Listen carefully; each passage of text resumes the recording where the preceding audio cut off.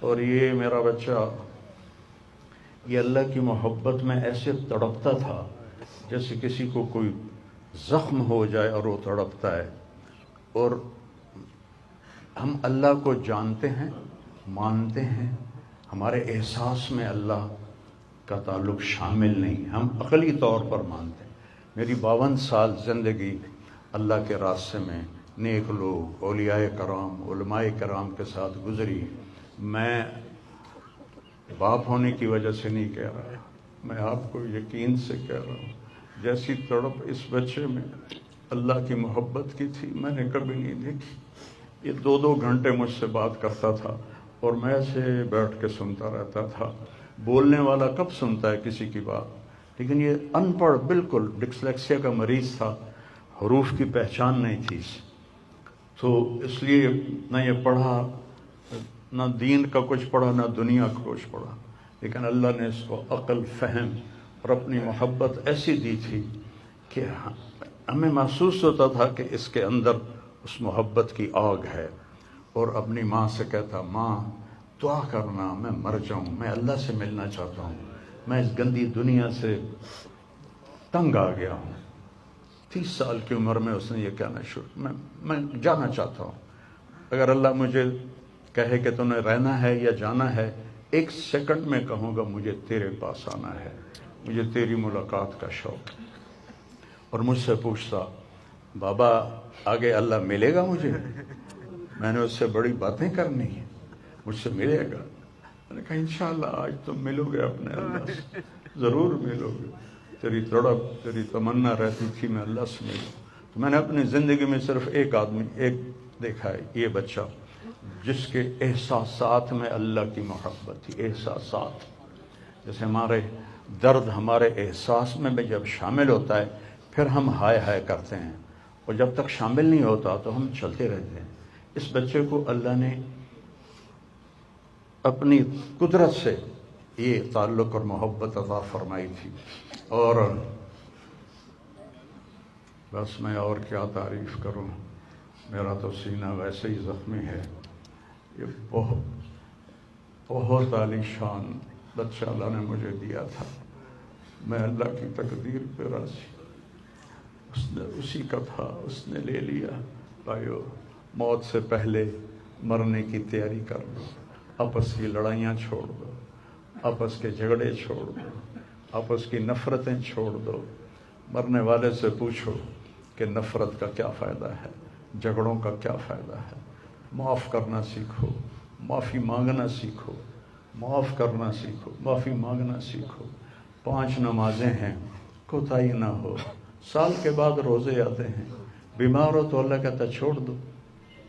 حج اور زکوٰۃ پیسے والوں پر ہے. تو ٹوٹل ایمان کے بعد 2 باتیں ہیں، ایک نماز ہے اور ایک روزہ ہے. اور اس کے بعد ایک حدیث میں سنا کر ہم جنازہ پڑھتے ہیں. میرے نبی نے فرمایا 4 باتیں سیکھ لو مجھ سے. 4، اب 5ویں بھی نہیں، 5ویں نہیں، 4 انگوٹھا کر کے کہ 4 باتیں مجھ سے سیکھ لو تو پھر دنیا بھی تمہاری ہے، آخرت بھی تمہاری. صدق و حدیث، ہمیشہ سچ بولنا، ہمیشہ سچ بولنا. آج نیت کرتے ہو؟ حفظ و امانت، کسی کو دھوکہ نہ دینا، کسی کے ساتھ 2 نمبری نہ کرنا، کسی کو اپنے مفاد اور پیسے کے لیے، اپنے منصب کے لیے اس کے ساتھ دھوکے بازی نہ کرنا. تیسری بات، حسن و خلیقت، اپنے اخلاق اچھے رکھنا. گالی، غیبت، الزام تراشیاں، جھگڑے، یہ چھوڑ کے اچھے اخلاق والے بن جاؤ. اور چوتھی بات فرمایا عفت فی طعمت، رزق حلال کماؤ. اب سارے مجمع سے میری اپیل ہے، آج کے بعد نماز پکی کرنی ہے اور سچ بولنا ہے اور کسی کو دھوکہ نہیں دینا اور اپنے اخلاق اچھے کرنے ہیں. کسی کو گالی نہیں دینی، کسی کو بے عزت نہیں کرنا اور رزق حلال کمانا ہے. تو انشاءاللہ میرے نبی کا وعدہ ہے، دنیا بھی تمہاری ہے، آخرت بھی تمہاری ہے. آؤ ہم اپنے بیٹے کو رخصت کریں. تکبیر میں درود شریف پڑھتے ہیں، جو بھی یاد ہو وہ درود شریف پڑھیں، اور چوتھی تکبیر میں نماز جنازہ کی دعا ہے۔ کچھ بھائیوں کو یاد نہ ہوگی تو وہ اللہم اغفر لہو، اللہم اغفر لہو اتنا دوہرا لیں۔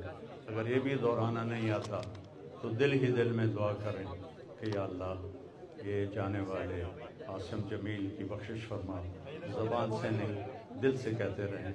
تو میں اب تکبیر پڑھنے لگا ہوں، آپ سارے بھائی نیت فرما لیں۔ اور چہرہ دکھانے سے معذرت ہے، بہت زیادہ رش ہے تو بہت کم بیل ہوگی اور جانے والے کو بھی تکلیف ہوگی، تو یہ ہمارا عذر آپ قبول فرمائیں۔ اللہ اکبر۔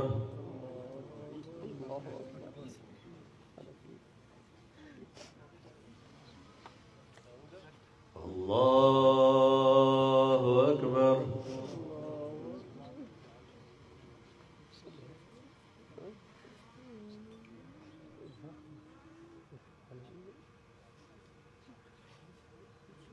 اللہ اکبر۔